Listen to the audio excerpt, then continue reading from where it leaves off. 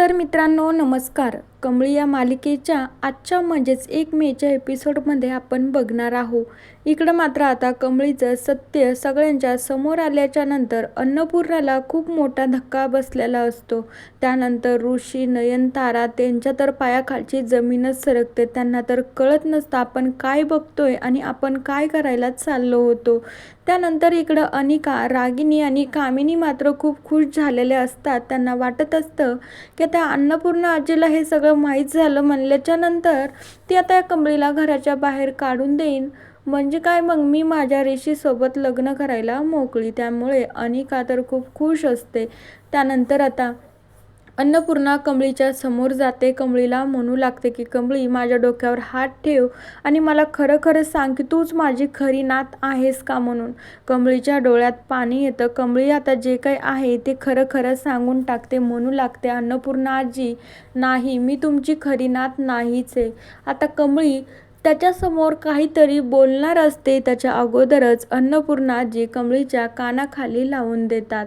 त्यानंतर अन्नपूर्णा आजी देखील रडू लागतात. म्हणू लागतात खरंच कमळी मी तुझ्यावरनं खूप विश्वास ठेवला ग, पण तू माझ्या विश्वासाला तडा जाऊ दिली.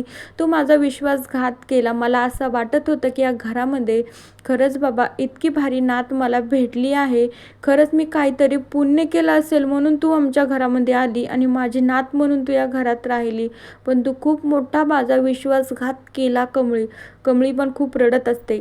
त्यावेळी आता राजन म्हणू लागतो आई तिची काहीच चूक नाही ग, सगळी चूक तर माझी आहे. मीच तिला इथे असं म्हणून घेऊन आलो होतो. ती तरी काय करणार, ती माझ्यासाठी तिने होकारच दिला. त्यानंतर अन्नपूर्णा म्हणू लागते काय रे राजन, तुला पण थोडीशी लाज वाटत नाही का रे? आपण आपल्या आईशी खोटं बोलतोय. एका परक्या मुलीला घरात आणलं, तिला आपली मुलगी मानतोय, आपल्या आईला तिला नात म्हणायला लावतोय आणि त्याच्यात मला खोटं बोलतोय. तुला काही कसं वाटत नाही रे राजन?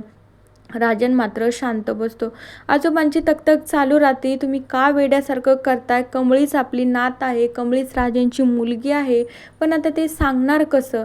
आता त्यानंतर कमळी काहीतरी बोलणार असते. कमळी खरं खरं सांगणार असते. म्हणणार असते की अन्नपूर्णा आजी मला ना तुम्हाला खरं खरं काय ना अजून ते सांगायचं आहे. पण अन्नपूर्णा तिचं काहीच ऐकत नाही. म्हणू लागते आता तर ना तू बोलूही नको आणि माझ्या नजरेसमोर परत तू कधी येऊ पण नको. आणि खरंच ना तुम्ही दोघांनी माझा इतका मोठा विश्वासघात केला ना, एका आई आणि मुलाच्या नात्यामध्ये पण आणि एका आजी आणि एका नातीच्या नात्यामध्ये पण तुम्ही खूप मोठा विश्वासघात केला, खूप मोठा तडा जाऊ दिला. आता तर मला ना कमळी तुझा चेहरा देखील बघायचा नाही. अन्नपूर्णा आजीनं असं ठरवलेलं असतं. कमळी खूप रडू लागते. म्हणू लागते अन्नपूर्णा आजी प्लीज एकदा तुम्ही माझं ऐकून घ्या, मला काय म्हणायचं मला समजून घ्या, मी समजून सांगते तुम्हाला. तरीही अन्नपूर्णा काहीच ऐकत नसते. बाकीचे सगळेजण अस्वस्थपणे इकडे तिकडे बघत असतात. तर अन्नपूर्णा कमळीच्या हाताला धरते आणि तिला घराच्या बाहेर नेऊन लोटते. तर त्यावेळी राजन खूप रडत असतो. राजनला काहीच करता येत नसतं. त्याला वाटत असतं हिचा सगळा काही खेळखंडोबा चालू आहे ना तो फक्त माझ्यामुळेच. कमळीला हे सगळं भोगावं लागतं तर ते फक्त माझ्यामुळेच. तो असा स्वतःलाच दोष देऊन घेत असतो. आता दुसरीकडे कमळीची बॅग वगैरे अनिका आणि लगेच कामिनी बाहेर आणून टाकतात. आणि मग त्यानंतर आता अनिका म्हणू लागते काय मग कमळी कसं वाटलं सरप्राईज? लयच पुढं करत होती ना माझ्या ऋषीला, काय तू लग्न करायली त्याच्यासोबत, माझा ऋषी काय सगळा ओढून घेतला होता. पण शेवटी देवाच्या जे मनात असतं ना ग कमळी तेच होतं. तू तर म्हणतेस विजय हे नेहमी पण सत्याच्या बाजूनच होते. बघ बरं का मग कमळी असंच झालंय. पण कमळीकडे काहीच बोलण्यासाठी उरलेलं नसतं ना, त्यामुळे ती शांत बसते. आणि मग काय तिची बॅग वगैरे कामिनी आणि रागिनी बाहेर आणून टाकतात. आणि त्यांच्या असं लक्षात येतं की कमळीच्या हातामधले जे काही बांगड्या वगैरे आहेत ते पण आपल्याला काढून घ्यायचं आहे. त्यानंतर त्या तिघीजणी ते सगळं काही काढून घेतात आणि मग कमळीला इथून जाण्यासाठी सांगत असतात आणि मग दरवाजा बंद करून घेतात. कमळी खूप खचून गेलेली असते. कमळीला कळत नसतं आतापर्यंत काय चालू होतं आणि एका क्षणात काय झालंय ना कमळीचा विश्वासच बसत नसतो. त्यानंतर कमळी तिचे ती बॅग वगैरे घेऊन बाहेर येते. खूप खचून जाते, एका ठिकाणी बसते. तर ऋषी मात्र बाहेर येतो. ऋषी म्हणू लागतो कमळी माझा ना तुझ्यावर अजूनही विश्वास आहे बघ.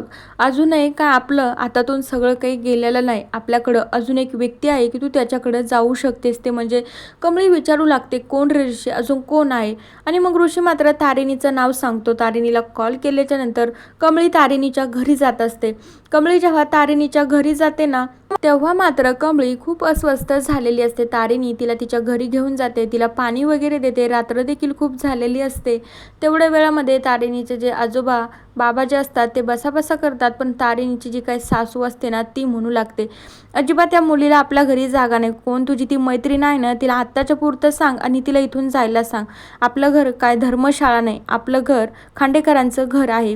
आता त्यावेळी तारिणी म्हणू लागते, आता ही मुलगी रात्रीच्या वेळी कुठे जाईल? तर त्यावेळी तिची ती सासू म्हणू लागते, ती कुठं जाईल ते काही मला माहिती नाही, पण ही मुलगी आपल्या घरात राहणार नाही. तर मित्रांनो, बघूया आता येणाऱ्या भागात नेमकं आपल्याला बघायला काय मिळतंय. तोपर्यंत या मालिकेच्या पुढील भागांच्या अपडेटसाठी आपल्या चॅनलला नक्की सबस्क्राईब करा. So bye.